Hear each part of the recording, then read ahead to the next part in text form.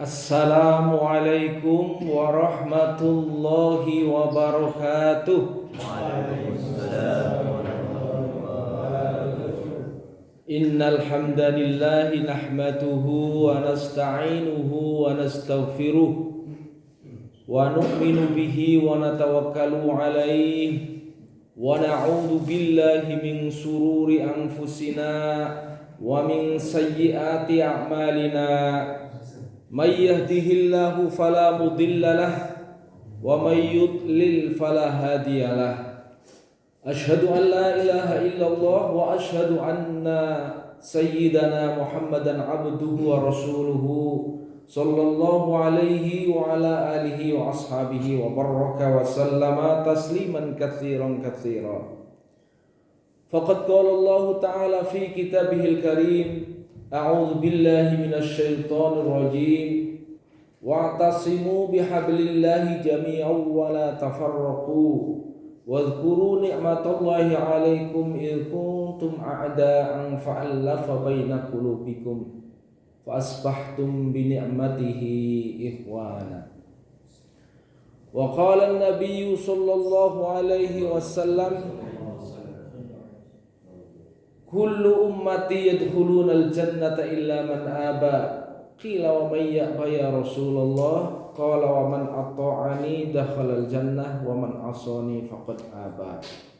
Shadaqallahul adzim wa shadaqa rasuluhun nabil karim wa nahnu ala dzalika minasyahidin wasyakirin walhamdulillahi rabbil alamin.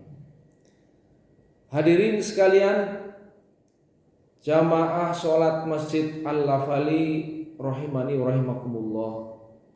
Sungguh kita wajib bersyukur kepada Allah Subhanahu wa taala dengan rasa syukur yang sedalam-dalamnya.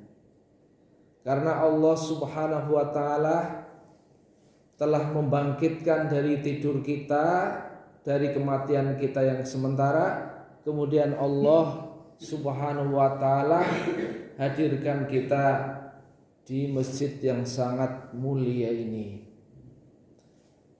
Yang kedua, salawat dan salam semoga tetap tercurahkan kepada Nabi kita, Nabi Muhammad sallallahu alaihi wasallam, yang dengan jerih lelah perjuangannya, tangisannya siang dan malam. Siang bagaikan singa di padang pasir, malam bagaikan bayi yang merengek-rengek untuk meminta daripada ASI ibunya. Rasulullah itu siang berjuang, berangkat memakai baju yang bersih, pulang bajunya sudah berdebu. Ya. Di malam hari begitu panjang sholat di hadapan Allah, menangis-nangis meminta keselamatan bagi umatnya. Begitu cinta kasih Rasulullah Sallallahu Alaihi Wasallam. Yang ketiga, kita bersyukur Allah telah memberikan karunia besar ya kepada bangsa kita, yaitu berupa kemerdekaan. Dan tidak hanya sekedar kemerdekaan, tapi diberikan kedamaian, ya. Diberikan oleh Allah Subhanahu wa taala negara yang adil makmur, baldatun thayyibatun wa rabbun ghafur. Hadirin rahimani wa rahimakumullah. Ya, kita hari ini spesial ya, membahas tentang ayat surat 3 ya, Ali Imran ayat 103 yang saya bacakan tadi. A'udzubillahi minasyaitonir rajim. Wa'tasimu bihablillahi jami'an wa la tafarraqu. Wa'tasimu, dan berpegang teguhlah kalian, bihablillah, pada tali agama Allah Subhanahu wa taala. Jami'a, semuanya. Wala tafarraqu, dan janganlah kalian berpecah belah.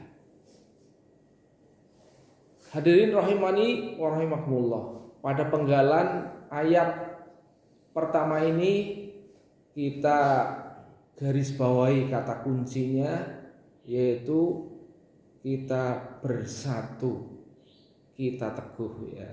Wa'tasimu bihablillah, wa'tasimu bersatulah. Mengapa Allah Subhanahu wa taala memerintahkan kita untuk bersatu ya? Karena sebelumnya di masa jahiliyah itu orang satu sama lain, suku satu sama lain, bani satu sama lain gitu ya. Keluarga satu sama lain. Mereka merasa untuk satu sama lain itu tidak perlu bersatu ya. Yang keluarga satu dengan keluarga lain tidak ada kepedulian ya. Yang ada hanya akunya. Satu orang dan orang yang lain tidak ada kepedulian. Yang ada hanya akunya. Mereka yang merasa kuat itu yang menang. Yang merasa lemah tertindas. Yang kuat menindas, yang lemah tertindas ya. Itu gambaran besar dari orang-orang jahiliyah pada saat itu. Sampai awal daripada Islam itu yang namanya kaum Aus dengan Khazraj ya, itu selalu bercekcok ya kalau di sini ya. Berhati panas satu sama lain, entah itu dipicu oleh kata-kata, dipicu oleh iri, dengki ya terhadap dunia yang dimiliki masing-masing, ataupun mereka saling berebut kekuatan dan kekuasaan ya. Yang jelas mereka selalu satu sama lain bertengkar dan saling membunuh, itu biasa.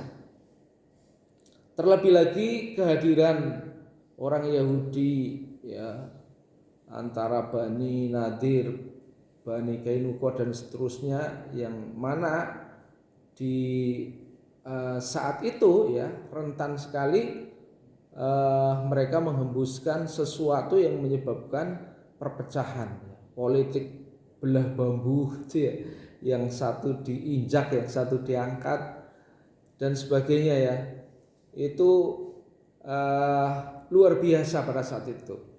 Mungkin kita masih ingat ya kisahnya dahulu negeri kita dijajah oleh Belanda. Mereka memiliki satu orang yang memang sengaja diutus untuk membuat perpecahan ya. Kita masih ingat Senuk Hugronje ya. Mereka itu mengutus Senuk Hugronje itu sebagai pengecoh, sebagai pemecah. Karena ketika bangsa kita itu bersatu, pasti mereka akan sangat sulit untuk menang. Oleh karena itu mereka menyusun strategi supaya bangsa Indonesia itu menjadi lemah. Caranya bagaimana? Mereka menyusup ke tengah-tengah masyarakat untuk membuat perpecahan ya. Nah, Senuk Hugronje itu ya, itu sebenarnya bukan seorang muslim ya, tapi diutus untuk mempelajari bahasa Arab yang bagus, mempelajari Al-Quran, tapi bukan untuk diyakini dan diamalkan. Strategi untuk belajar Quran adalah untuk mencari kelemahan orang Islam ya. Inilah, dan namanya juga berubah ya, dari Senuk Hugronje ya berubah menjadi Abdul Ghaffar. Jadi sudah disiapkan upaya pemecah belahan umat gitu ya. supaya orang Islam tertipu. Bahkan akhirnya mendapatkan jodoh ya istri orang Islam. Hadirin rahimani rahimakumullah, singkat cerita intinya bahwa orang-orang Yahudi di masa Nabi itu mereka punya peran yang luar biasa untuk memecah belah antar suku ya, sehingga antara suku Aus, Khazraj dan sebagainya itu selalu terjadi perpecahan. Nah, maka ketika umat Islam itu telah diacak-acak ya oleh orang Yahudi, maka orang Islam hampir saja ya sampai pada jurang ya. Jurang perpecahan yang begitu hebat dari suku satu dengan suku yang lain, kampung satu dengan kampung yang lain. Ya, kita ingat peristiwa tawuran di zaman Nabi Musa ya kan, sehingga pada saat itu antara kampung satu dengan kampung yang lain itu terjadi semacam saling membunuh. Ya, pada saat itu karena ada seorang yang memang sengaja membuat gaduh, ya, dia membunuh satu keluarga, kemudian orang yang dibunuh di kampung itu dilempar jasadnya batangnya ya di kampung sebelah. Begitu rupa pada saat itu terjadi perpecahan yang begitu hebat ya. Tapi Allah Subhanahu wa taala menolong dengan kehadiran Nabi Musa itu ya. Nabi Musa diminta untuk menengahi. Ini sebenarnya bagaimana fitnah kok bisa terjadi seperti ini? Ya, untungnya Nabi Musa itu punya kekuatan yang luar biasa karena beliau itu diberikan oleh Allah wahyu untuk dapat berbicara dengan Allah. Ya, Nabi Musa itu gelarnya Kalimatullah. Ya. Dan akhirnya pada saat itu Nabi Musa memberikan solusi ya untuk menemukan pembunuhnya siapa. Padahal pembunuhnya adalah orang yang paling keras berpura-pura mencari pembunuh yang alibi itu ya. Padahal dirinya sendiri itu alibi. Ya. Maka orang tidak pernah akan menyangka kalau itu yang bunuh itu ya. Ya. Nabi Musa diberikan cara oleh Allah Subhanahu wa taala untuk menghadirkan sapi ya. Untuk apa sapi yang dihadirkan itu? Sapi yang dihadirkan itu adalah untuk salah satu daripada anggota tubuh sapi itu nanti ya dipecutkan ya kepada mayit itu, nanti dengan izin Allah bisa hidup ya. Dan akhirnya dia akan menunjuk siapa yang membunuh dirinya gitu kan. Fadribuhu biba'diha kadzalika yuhillahul mauta wa yuriikum ayatihi la'alakum taqilun, dan seterusnya itu ya. Itu menunjukkan bagaimana cara Allah membongkar rahasia kematian yang sudah menjadi asbab perpecahan di antara dua kampung. Dan hal seperti itu hari-hari terjadi antara suku Aus dan Khazraj yang dihembuskan oleh orang-orang Yahudi pada saat itu. Maka hadirin rahimani wa rahimakumullah, suasana sedemikian itu kemudian Allah Subhanahu wa taala hadirkan ya seorang nabi Muhammad sallallahu alaihi wasallam ya, yang dengan kasih sayang Allah ya, maka Rasulullah telah membimbing, memberikan petunjuk, memberikan jalan, memberikan pemecahan yang luar biasa. Ketika Rasulullah sallallahu alaihi wasallam hadir di tengah-tengah mereka yang suasana seperti itu, maka apa yang dilakukan oleh Rasulullah? Pertama, Rasulullah SAW itu membangun masjid. Nah, ini solusi ya. Solusi yang terjadi, solusi yang dipilih oleh Rasulullah untuk memecahkan problematika umat. Pertama adalah dibangun masjid. Ini solusi pertama, membangun masjid ya. Ya. Hadirin rahimani wa rahimakumullah.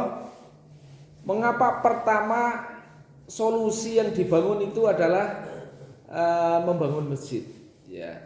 Dari masjid itu maka orang-orang Islam akan datang, dan dari sana maka timbul daripada suasana berjamaah. Sholat berjamaah itu adalah merupakan simbol pertama untuk menyatukan umat ya. Karena apa? Dengan sholat jamaah itu maka seorang makmum harus mengikuti imam ya. Yang kedua, maka ada kesamaan ya dalam gerakan, dari mulai takbir sampai salam. Mereka hidup dalam kebersamaan. Itu menghadirkan simbol persatuan yang luar biasa. Dipimpin oleh seorang pemimpin dan semua jamaahnya taat untuk mengikuti pemimpin ya. Kemudian tidak hanya sekedar sholat jamaah, pertemuan umat Islam di masjid itu menghadirkan suatu kasih sayang ya. Terlebih lagi di zaman itu ya, Rasulullah mengajarkan kepada mereka ufsus salam wa at'imut ta'am ya. Ufsus salam itu sangat digembar-gemborkan pada saat itu, yaitu supaya umat Islam itu begitu bertemu mengucapkan salam ya, yaitu sebagai bentuk doa. Karena salam ya, mengucapkan salam itu adalah amalan untuk mempersatukan umat, amalan untuk menciptakan rasa kasih sayang, tumbuhnya kasih sayang. Ya, begitu ketemu assalamualaikum warahmatullahi wabarakatuh, wah masya Allah. Nah, dan itu sudah diatur oleh Rasulullah. Ya, salam itu antara orang yang mengucapkan salam dan yang menjawab itu diberikan hak jawab yang lebih baik. Ya, artinya apa? Yang menyampaikan salam sunnah, tapi yang menjawab salam wajib ya. Yang kedua, yang menjawab salam ya, maka diupayakan lebih baik daripada yang memberi salam ya. Ini memberikan simbol yang luar biasa. Artinya simbol bahwa apabila kita diberikan sesuatu oleh tetangga kita, diberikan sesuatu oleh orang lain, maka tiap-tiap diri kita itu hendaknya membalas yang lebih baik ya. Makanya ini ada konsep akhlak ya di dalam salam itu. Akhlak dalam ini ada akhlakul karimah ya, ada akhlakul azimah, ada akhlakul hasanah ya. Akhlak hasanah, akhlak karimah, akhlak adimah itu bedanya, gambaran kasarnya gini. Kalau akhlak hasanah, Pak Teguh kasih aku pecel ya, maka balas dengan pecel, itu gampangannya itu. Untuk memudahkan pemahaman akhlakul hasanah, kita memberikan yang sama-sama gitu ya. Tapi akhlakul karimah itu kalau Pak Teguh kasih aku pecel, nanti saya balas sate gitu ya, yang lebih baik dari pecel. Itu akhlakul karimah, gambarannya gitu. Nah, kalau akhlakul adimah, Pak Teguh mencaci aku, melempar aku dengan kotoran, maka aku lempar dengan susu. Nah, ini akhlakul adimah ya. Dan Allah telah menunjuk Rasulullah ya, dan Rasulullah telah berkiprah sebagai teladan ya dalam penyatuan umat dengan menunjukkan akhlakul adimah pada saat itu. Maka Allah menyampaikan dalam Al-Qur'an wa innalaka khuluqin azim, ya. Sesungguhnya engkau wahai Nabi memiliki akhlak yang agung, ya, akhlak yang agung.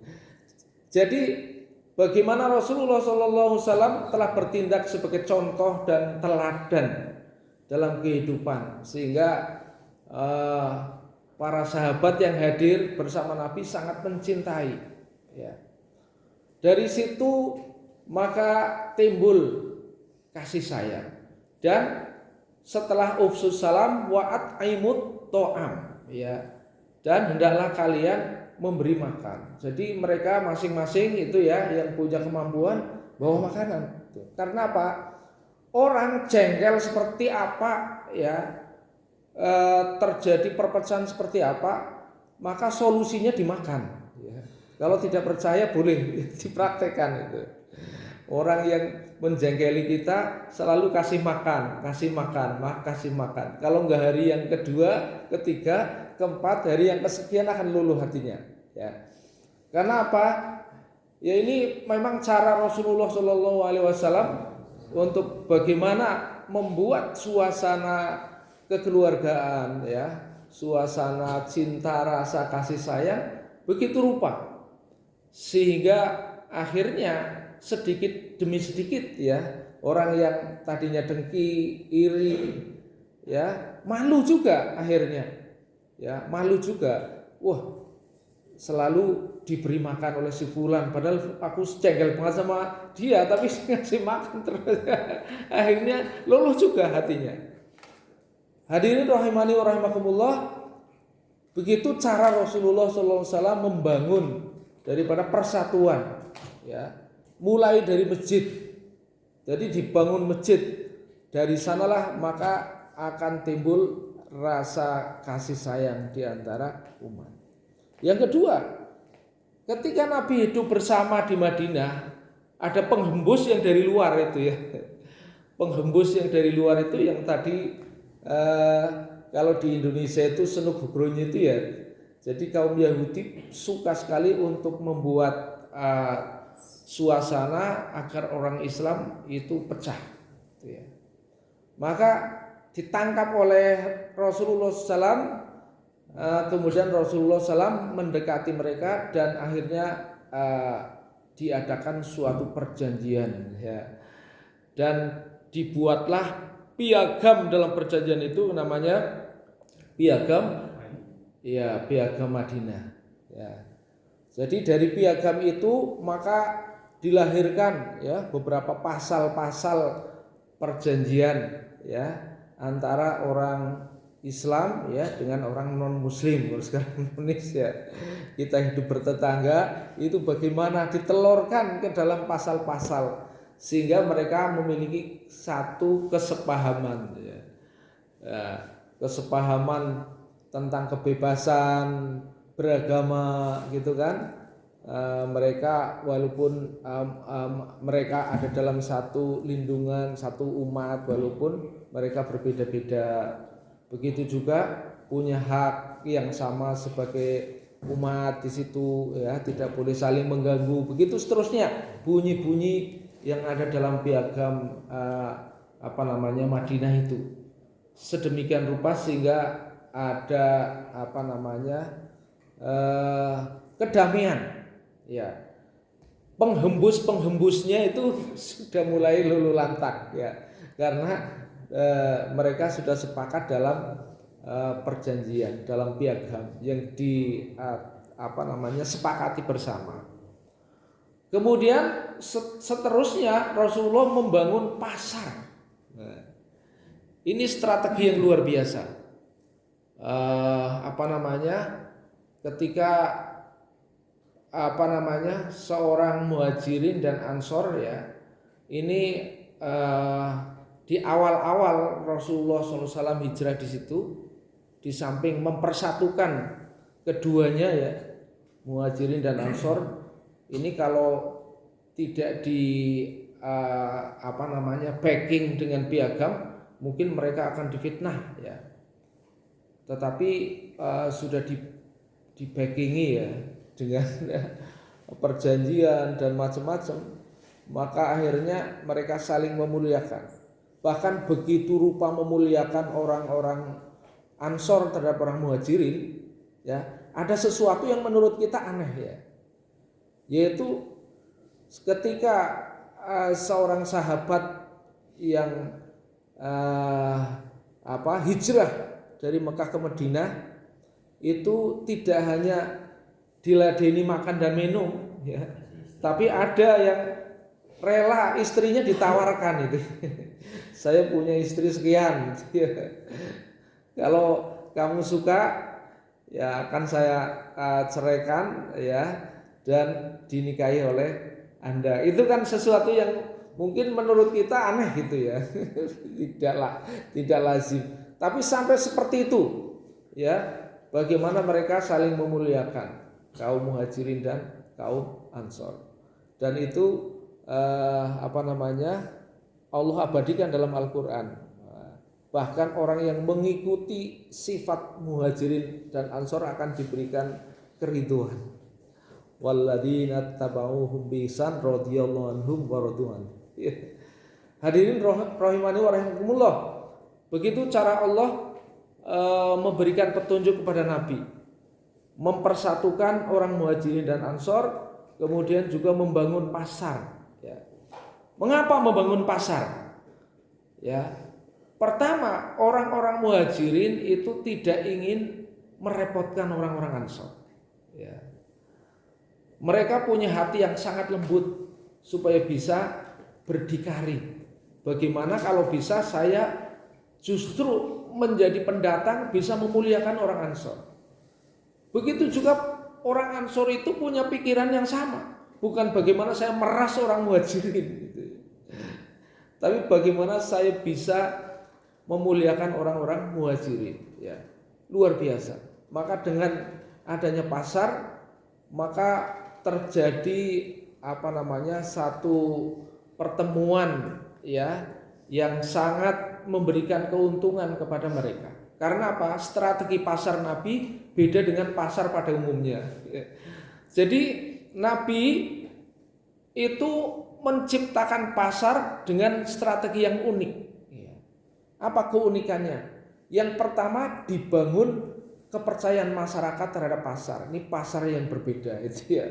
Pasar yang dapat dibangun kepercayaan masyarakat dengan apa? Yaitu pertama dengan kejujuran, ya. Yang kedua dengan harga yang kompetitif, ya. Jadi wahana pasar itu menjadi wahana pemersatu. Karena apa? Setiap orang membutuhkan keperluan, kan? Supaya mereka memperoleh keperluan dengan dibantu, ya, dengan mudah, tidak ngerogoh kantong yang dalam, ya. Artinya apa? Harganya adalah harga yang lebih murah dari pasar yang ada pada saat itu, karena Rasulullah menekankan kepada para sahabatnya jangan menjual dengan harga yang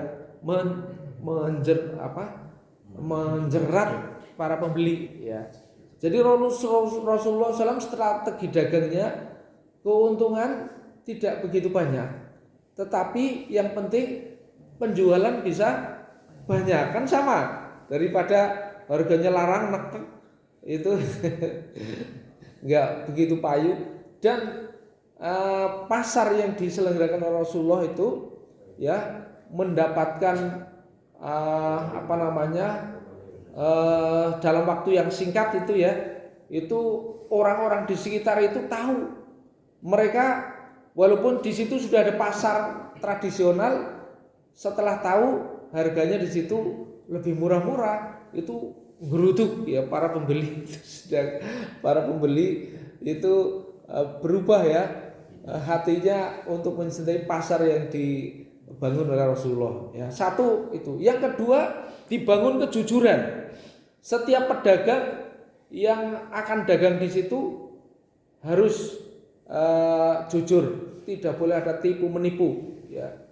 Bahkan ada satu peristiwa di mana Nabi kontrol di pasar, ya, ngontrol di pasar. Orang pedagang kurma kemudian Nabi mungkin hatinya sudah punya firasat ya. Kemudian tangannya dimasukkan ke dalam kurma, ternyata yang di luar kering ya, tapi ke dalam kok ya basah ini kayak busuk ini. Nah, maka Rasulullah menegur dengan sangat-sangat keras itu ya. Nah, hadirin rahimani rahimakumullah. Jadi dengan strategi pasar itu maka kemakmuran umat Islam pada saat itu sudah menggeliat ya. Sedemikian rupa sehingga ya semakin menarik ini. Hadirin rahimani rahimakumullah, itulah yang di dalam Al-Qur'an diabadikan. Wazkuru nikmatallahi 'alaikum id kuntum a'da'an fa'alafa baina qulubikum wasbahtum bi ni'matihi ikhwana. Dahulu kalian itu saling bercerai-berai ya, satu sama lain, tapi kemudian Allah Subhanahu wa taala memberikan kepada umat Islam ikhwanan, yaitu suatu nikmat untuk saling berkawan itu ya, saling bersahabat ya. Nikmat saling bersahabat itu nikmat yang besar. Sebab kalau kita tidak diberikan nikmat saling bersahabat, weruh wong sing beda iso mencereng gitu. Tidak hanya mencereng, mungkin keluar kata-katanya juga tidak enak didengar kan gitu ya. Tapi kalau orang bersahabat, maka keluar dari mulutnya kata-kata yang enak didengar. Dilihat dari wajahnya juga penuh dengan senyuman, kan gitu. Itulah nikmat ikhwanan yang diberikan Allah Subhanahu wa taala kepada umat pada saat itu, sehingga kita diberikan kekuatan untuk membangun persahabatan yang lebih luas. Begitu seterusnya. Maka seperti itulah Indonesia diberikan nikmat kemerdekaan itu tidak tiba-tiba.